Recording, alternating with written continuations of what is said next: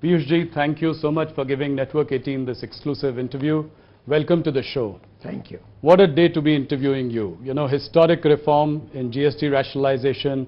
You've been in the center of news for so long, so it's a great time to be interviewing you. My first question, all this started with the Prime Minister's address on the 15th of August, Independence Day, when he spoke about Atmanirbharta. He framed it in the context of Swadeshi, he framed it in the context of quality drive, and he also, you know, so that is where it all started, and it has led to this. He gave a hint to us on that day that big reforms are coming. So here it is, your first reactions on this GST rationalization. Well, I'd like to compliment Prime Minister Modi for taking this bold decision. I see this as the most transformative step the nation has seen possibly in the last 50, 60 years. This is a journey that Prime Minister Narendra Modi started right in 2014. Back then, he spoke about making in India. He was conscious that ultimately we will have to become self-reliant. Atmanirbhar banna padega. He promoted Digital India, he promoted Startup India. Swachhata was at the core of his working. Yes. He started the concept of trusting the people of India. Remember, one of the first decisions was you don't need to notarize a document. Right. It was crazy. A Xerox copy needed a notary and you spend money, go and sit before and plead with somebody.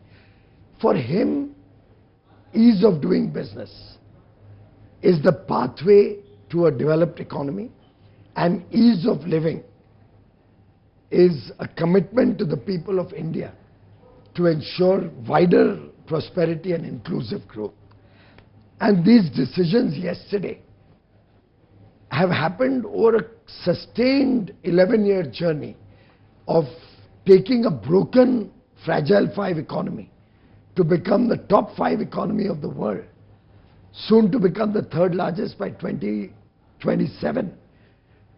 An economy that was low on growth, high on inflation, an economy that was starved of foreign exchange, with a completely broken banking system, an economy where there was no hope, investments were falling, Right. Our passport had no respect anywhere in the world. Inheriting that from the Congress, Prime Minister Modi, brick by brick, step by step, brought reforms, brought changes, showed that he trusted the people of India, focused on better quality of life for the poorest of the poor, through various initiatives, brought social security into their lives, got 25 crore people out of poverty, faced the crisis of COVID admirably, without letting the economy collapse as happened in many other developed nations. In fact, bouncing back so well that for 4 years now, we are the fastest growing large economy. Last quarter was 7.8% growth, Yes. with only 1.55% inflation. Who could have imagined, if you look back at 2014, Rahulji, Yes. that in a decade, this country will transform so rapidly, Right. so beautifully, and a foundation will be created on which a $4 trillion economy aims to become a $30 trillion economy by 2047. That, I think, is Prime Minister Narendra Modi's very astute handling of the economy, and these transformative steps that he had alluded to in his 15th August address, of course, is a labor of love. It's happened over many months of hard work. Yes. The Finance Ministry, Nirmala ji, the groups of ministers from the states, Absolutely. the groups of secretaries, all working, recognizing that now compensation cess will no more be required. We got the elbow room to be able to give this huge bonanza, Right. and give our consumers the opportunity to spend more and give a boost to the Indian economy. So we'll discuss all these points one by one, but first let's stay with GST for a moment. You know, how do you think there was also, you know, income tax cuts, you know, for the bonanza for the middle class in the last budget, followed by now rationalization of GST, a long-standing demand. Like you said, it's taken months of, you know, work on it. Are you sure that this is, how confident are you that this is going to spur demand spur consumption and also eventually investment? It's very logical, Rahulji. Take, for example, the reduction in cement from 28% to 18%. Yes. It suddenly brings down the cost of real estate and building a home. Prime Minister Modi has already provided a free home to 4 crore brothers and sisters, families in the country, another 2 crores more in the coming 4 years, 4-5 years. A reduction in cement price also helps the middle class now get the ability to own an affordable home. When you reduce the price for tractors, tractor parts, all other farm equipment, you are helping the farmer modernize, helping him improve his productivity. Right. When you make the two-wheeler cheaper or a small car cheaper of 1200 cc, the aspirational middle class, the young man and woman who wants to have a two-wheeler, gets encouraged and is able to afford to buy a two-wheeler, with interest rates also simultaneously coming down, yes, thanks to low inflation and loans becoming cheaper and easily available, right, in a strong banking system that we have today, not what we had in 2014.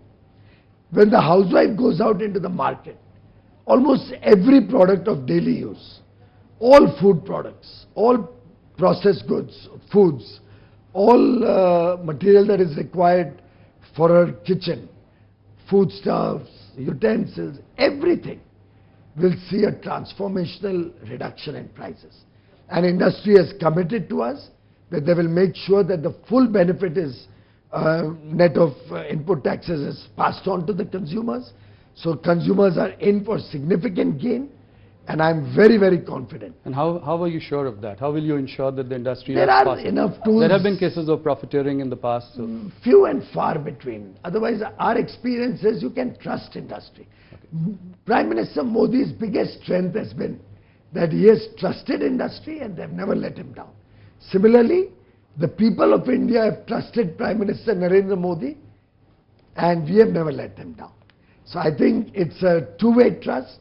Industry has, across the country, every sector, assured the government that they will be with the government. They recognize lower taxes, lower prices will give buoyancy to demand, and higher demand leads to higher taxes, and ultimately higher demand also promotes more investment because the demand leads to more manufacturing in India.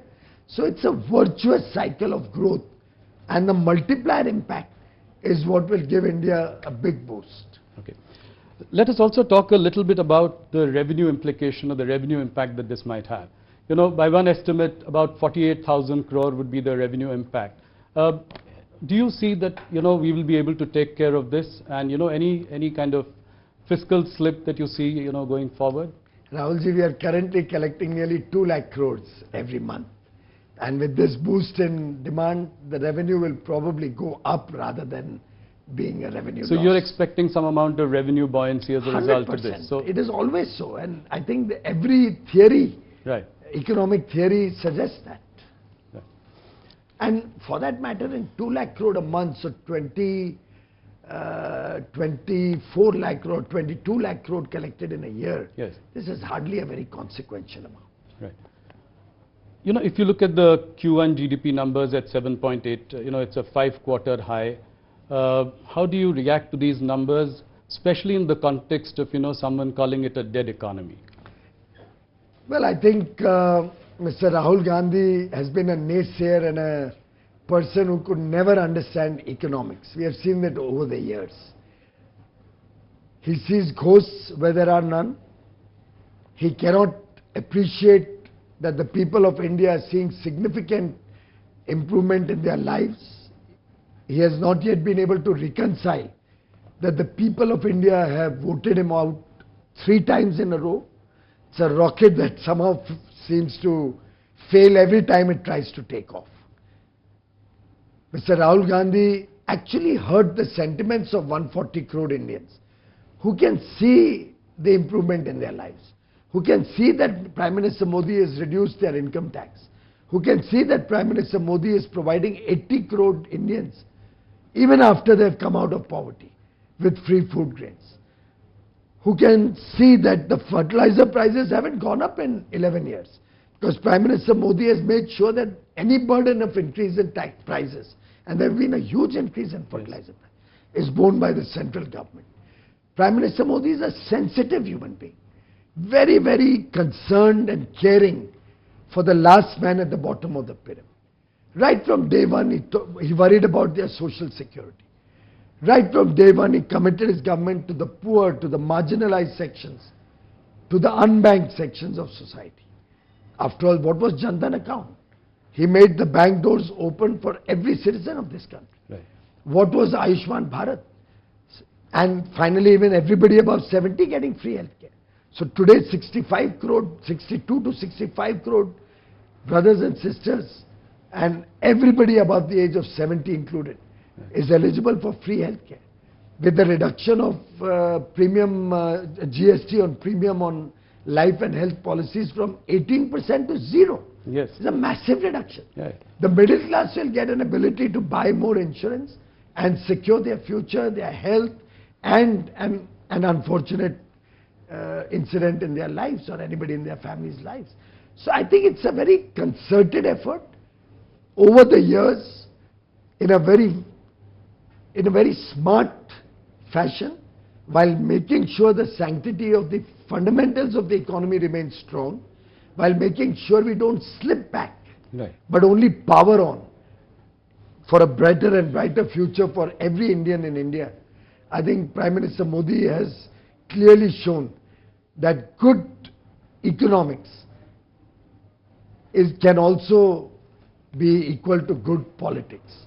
The old adage of the Congress, which itself used to always be looking at very, very low ambition ideas, which was full of scams and scandals, the Colgate, the telecom scam, the Commonwealth Games scam, the Antrix, the list goes on and on. Prime Minister Modi in 11 years has run an honest government, and honest government will always have money to spare to give benefit worth over 2 lakh crores in one shot through the reduction of GST. So will it give some comfort to the markets as well? They have been slightly soft over the last few quarters. Do you think it will also give market men a reason to celebrate because bold reforms are on the way, that this government is not hesitant to take risks? I think very clearly the market recognizes that we are in safe hands. They recognize that a decisive, strong leader like Prime Minister Modi will always keep national interests ahead of everything else. And therefore, if you see, while they've been a little soft, but they've been range bound. Yes. Between 24,500 and 25,500, the Nifty has moved. Right. But I'm very confident that this and the impact of this starting on the first day of Navratri on 22nd September will give a big leg up to the economy, to GDP growth, will ensure that Indian investments continue to power on, will attract more people to set up base, because ultimately when there is demand, Yes. there will be interest and investment to meet that demand. And a growing demand means growing jobs, Right. growing number of people required in the supply chain. More investments will lead to jobs in the manufacturing side. Right. Services is already growing in a double-digit level. You saw the numbers, the services PMI is at an all-time high almost. Right. So I think all in all, India is poised for a very bright future. I assure you our exports also this year will be higher than last year. Let's come to that.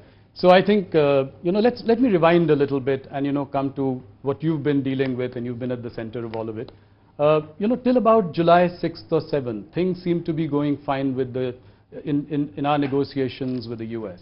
Then in a matter of weeks, we had a tariff of 25%, then another 25% on top of that. What went wrong in these few weeks? Well, I think the US-India relationship is one of the most consequential relationships on the globe today. We are two very large democracies. We believe in the rule of law. We are allies and friends for long. We have had certain blips, like we had the sanctions post the nuclear tests in 1998. Yes. I look at this only as one more situation which will pass as there's a deeper understanding of the reality of the situation. And I'm very confident this relationship will only strengthen in the years to come. And how soon do you expect things to resolve? It could happen soon enough. It may take some time. Irrespective, we will continue to be friends. We will continue to be engaged with the United States. And I'm sure we will continue to have greater economic relationships, defense relationships, greater interest in a safe, fair and secure Indo-Pacific. In some sense, it's a very multi-dimensional relationship where we contribute to each other's economies in different dimensions and will continue to do so. It's comforting to hear these words from you. And we also picked up that you said somewhere that things could happen as soon as November. Is that a correct? Well, if you recall, when Prime Minister Modi and Honorable President Donald Trump met in February, they had tasked the two teams to conclude the first tranche of a bilateral trade agreement by fall of 25, which is about November 2025. And I'm sure we will continue to be engaged to try and find solutions to reach that outcome. If at all it's give and take a few days, a few weeks, a few months, in a nation's history, such small periods will not define long-term objectives and goals. I think what surprised and even shocked some people was the erratic and incendiary language that was used by, some of the officials of the Trump administration, calling it Modi's war or, a laundromat of Kremlin. I mean, how do you react to this? I mean, are conciliatory noises coming from the other side now? I think there could be either some misunderstandings or some personal opinions that may be reflected in that. I do not think that deters the US and India from continuing to maintain a strategic alliance and partnership. Our friendship is far stronger than a few comments that may be made by a few people. China in the beginning had retaliated with retaliatory tariffs. Would India do anything like that? Well, India is a patient country, and I believe we should give it every effort to come to a better, deeper understanding within the framework of international trading laws. And therefore, I think we have always believed in dialogue, in diplomacy, and an effort to strengthen rather than weaken relationships. So President Trump has recently said that, India has offered to cut tariffs to zero and time is running out. What do you say to that? Do you agree with, Well, I never negotiate such agreements and free trade deals with the media. We negotiate behind closed doors, and once the negotiations are complete, we'll certainly come back to you. Okay. So what are the red lines? Which are the no-go areas for you?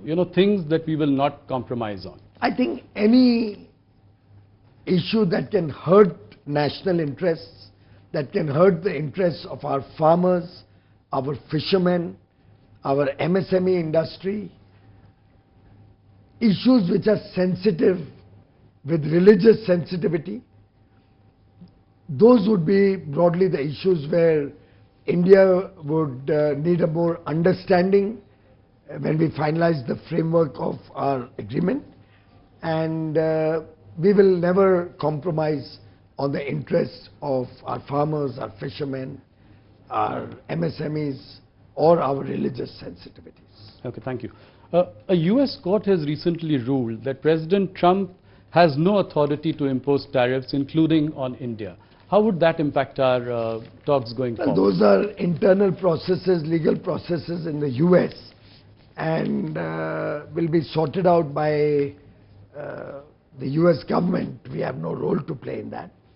But ours is an effort to reach a far more sustaining and long-term, fair, equitable and mutually beneficial agreement and partnership, and we continue to be focused on that. Okay.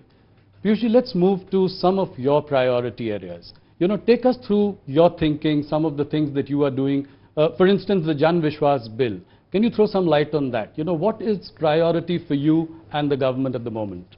Rahulji, the Honorable Prime Minister from day one has been focused on making the life of businesses and common people simpler and easier. If you recall, a simple thing like notarizing a Xerox copy. He removed the need to go to a notary and get a stamp and a signature and pay him 25 rupees to get that certificate. I don't know what that achieved. Prime Minister Modi just did away with it. He said, I trust my people. If they are signing that this is a true copy of the original, I trust them. If you recall, there have been so many scandals and people have been in jail for scandals around government jobs. Yes. In Prime Minister Modi's regime, no such scandals, because he simplified and made the whole process totally transparent. For example, now the class 3 employees don't have to go through an interview. It's on merit based on their written exam and their academic performance that they can get a job. The whole nation today has the confidence that when they, or those who desire to have a government job or a job in the railways or a PSU, will not be discriminated against. Nobody has to use influence or any rent seeking to get a job. This honesty in government has helped us earn the trust of the people, and Prime Minister Modi has always trusted industry, business, entrepreneurs, the youth, the people of India, the citizens of India. And therefore, throughout his tenure, he has tried to decriminalize laws. For small misdemeanors, you don't need to go to jail. You know, there used to be a law at one point of time that if an employee of the Delhi Municipal Corporation, a sewage cleaning employee or an employee was involved in Swachhata in the Delhi Municipal Corporation, was absent for 1 month, he could go to jail for that. Right. Now, those kind of obsolete laws needed to be addressed, and he's removed over 1,500 obsolete laws. We have identified many more which we plan to remove. He has decriminalized several sections and provisions of the law through Jan Vishwas Bill 1, which is working admirably. Now we've come out with Jan Vishwas Bill 2, and Jan Vishwas is a two-way Vishwas. The government trusts the people of India because the people of India trust the Prime Minister Narendra Modi and his government. And it is that trust which encourages us. The second Jan Vishwas Bill already has 355 provisions being decriminalized. And he has directed us to look for many more. And you'll be happy to know my department has already identified 500 more, which can be decriminalized. Similarly, we are looking at reducing compliance burden, making process and procedures simpler, reducing the paperwork, bringing things online. The idea is that businesses focus on their business. Industry focuses on industry. Traders focus on giving good service to their consumers. Make it easier to do business. Similarly, make the life of the common citizen easier, happier, more self-satisfying, more contained. And I think ease of living is at the core also of the GST reforms. Absolutely. I think compliances and, it is at the core of this. One more thing about, what is your message to the exporters? The real pain in the short term is being felt by them. Will you make it somewhat possible for them to sell in India? Will it be a possibility? And what steps are you taking to do that? Well, fortunately, the timing of the GST reduction at such massive levels couldn't have been better. This will give a big impetus to domestic demand, which will help some of the exporters who may lose a part of their business. Will you make it easier for them to do so, because they can't? We are even trying to make connects. So, for example, when I recognized that garment industry could face some stress, I called up the Tatas, who run the whole Zudio and the West Side. And I'm going to be talking to all other high street malls or retail large-scale outlets to see if they can help these garment exporters by buying their produce and making it available at affordable prices. So high quality at affordable prices, now at reduced GST rates, will make it a great story to run. So you will remove the restrictions on them to sort of... Absolutely. We are trying to make it easier that they can supply in the domestic market. It's a part of one of the reforms we are working on. Similarly, I'm in dialogue with 50 countries. Our missions are working in 50 countries which we have identified through data analytics and artificial intelligence on the data of import and export of all other nations to identify where our products, which will need a market, can be offered, and in lieu of that what we can buy from those countries who may also be stressed similarly. Yes. So for example, the UAE minister and I, over our meetings on Friday, Saturday last week, identified people, identified areas.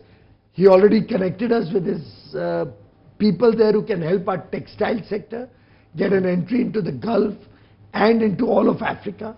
He sent me connects with the seafood industry there. I'm mounting a delegation to visit UAE to connect with those people.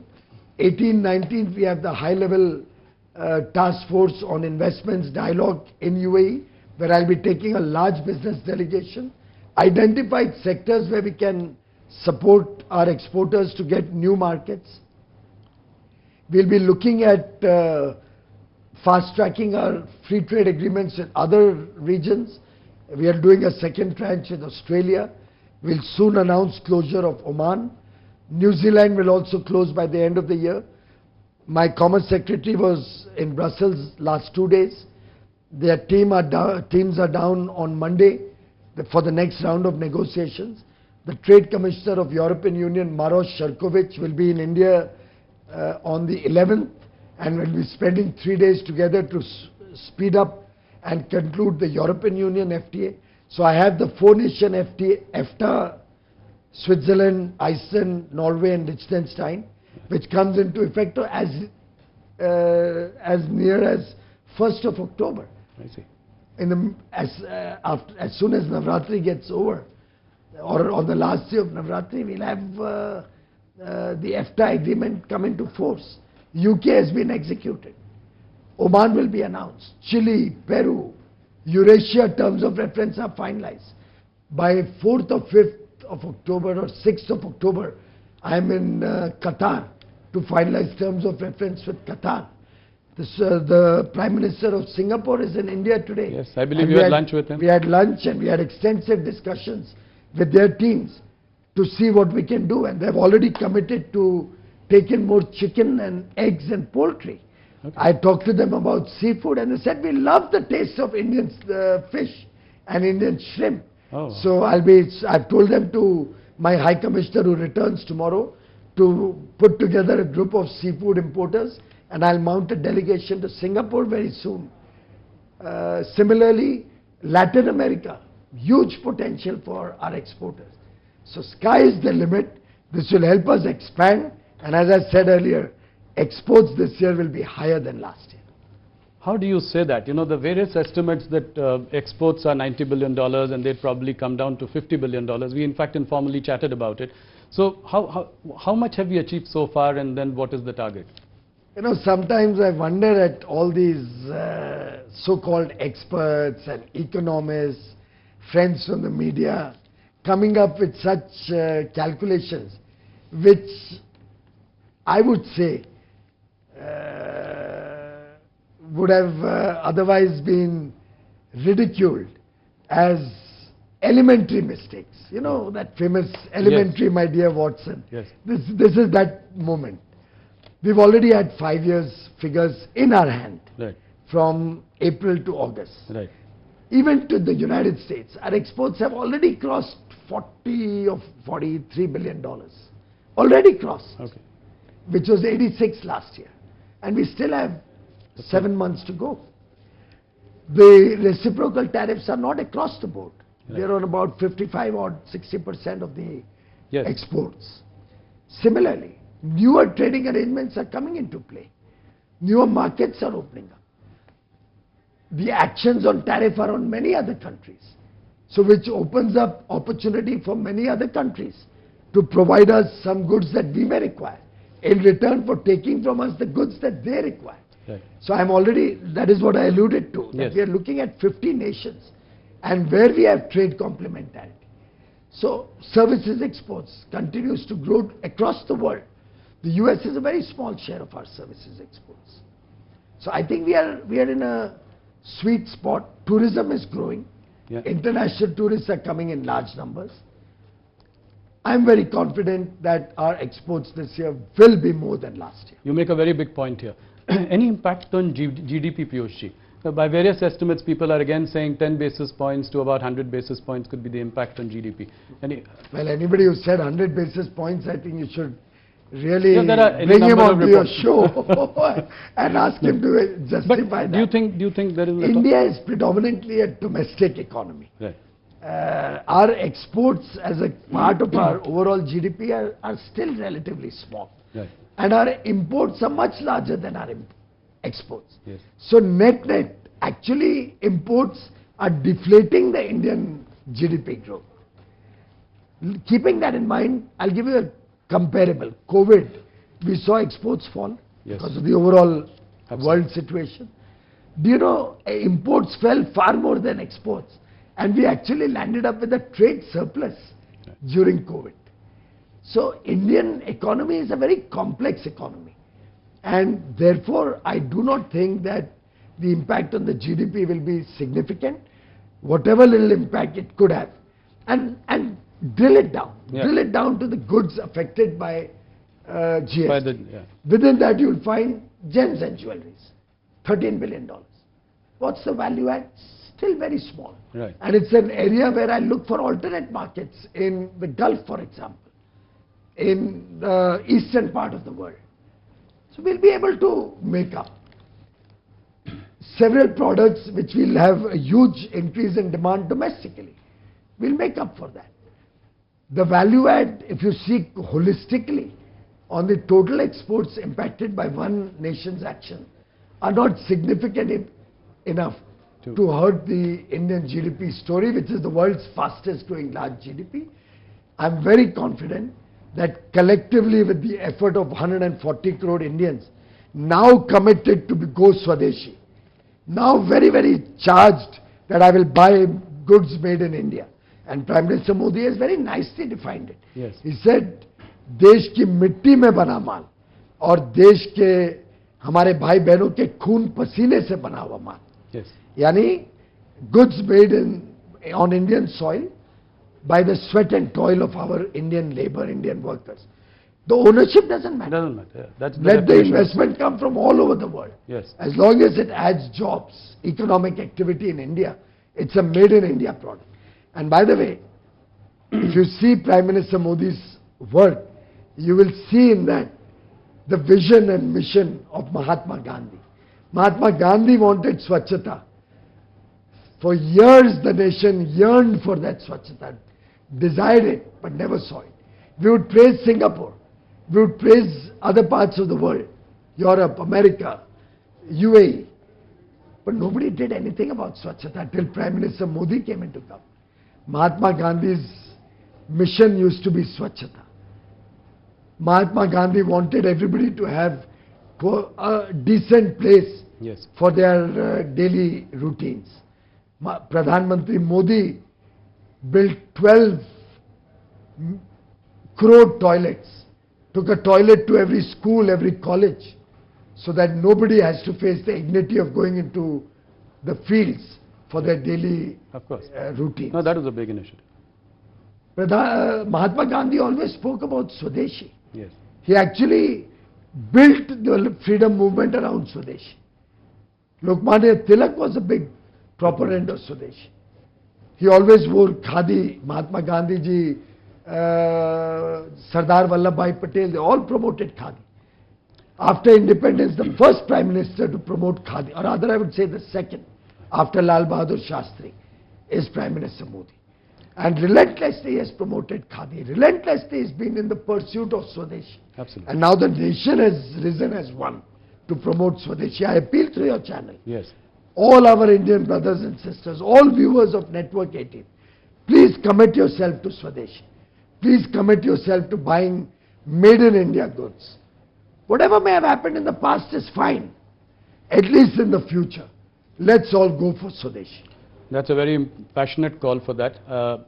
Just a couple of more questions. One around our newfound friend China. So Prime Minister Modi in Japan said that, China and India have to come together for a new global economic order. Can we trust China? Well, I think we've always had good relations over many years with China.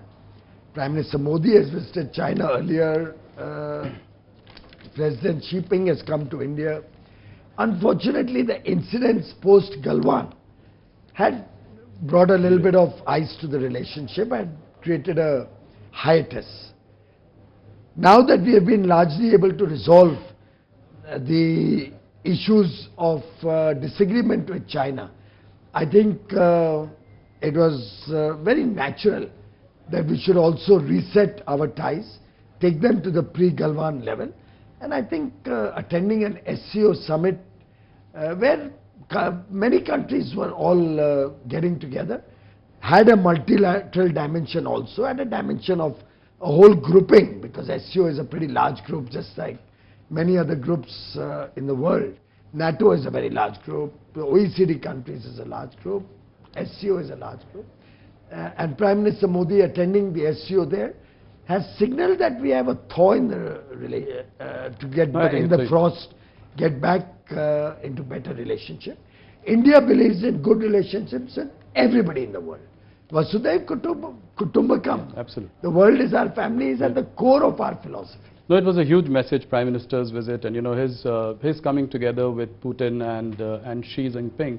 In China, I would only urge you and the people of India not to look at the relationship with one country through the lens of the relationship with another country. Absolutely. Our relationships with each country stand on their own legs. Yeah. No, I was coming to the point, we have a huge trade deficit with China. So how do we ensure greater access to Indian goods and services in China? Prime Minister Modi has raised this issue in his dialogue with his counterpart in China. Okay. And we will be looking to work together to see how we can expand opportunities for Indian businesses in China, and how we can work to collaborate and work together to see that the Make in India program and Swadeshi manufacturing gets a boost in the years to come. So, by the same token, Press Note 3 puts, fetters on Chinese investments in India. So, with relations improving, do you see any changes in Press Note 3? Well, I would allow time to take the decision. I would not like to preempt what will happen in the future, but I can assure you that Prime Minister Narendra Modi is looking at everything that can help ease of doing business and ease of living. He's looking at it very holistically for comprehensive, fast-paced next generation reforms, and the massive GST concessions, the massive GST reduction, the transformational story around yesterday's GST decisions is only the beginning of much more to come. Couple of more questions, small questions. In light of this, trade diversification going forward is really important for India. So you've recently, done a big deal with UK. What is, how are you seeing, what is it in the works with EU? Can we hope? Very rapid progress. Yeah. Very rapid progress. My Commerce Secretary has returned yesterday. He reported that discussions made good progress and a lot of work has happened. Their team is here in the same office, next door rooms. You'll have 8 rooms full of bilateral meetings going on for settling many chapters, many legal aspects and issues of discussion over the whole of next week. The Trade Commissioner Maros Sherkovich is landing in India on 11th. We have 3 days of very, very intense discussions ahead of us. So we hope, and we are very confident of having a very good, fair, equitable and balanced, sustaining long-term relationship with the EU. And soon? Quite soon. My last question. Does it worry you that, rupee is at an all-time low against the dollar? Scott Bessent also referred to it recently. How would you react to that? Well, we are monitoring the situation and we are very confident that things will get back to normal in the near future. Okay. Thank you, Piyush ji. Thank you for your time. Thank you for a discussion on a range of issues. And on a day, when we have just had this major GST rationalization, like you said, one of the most monumental reforms of the Modi government. Thank you so much. And one of the most monumental and transformational reforms since independence. Point taken. Thank you so much. Thank you.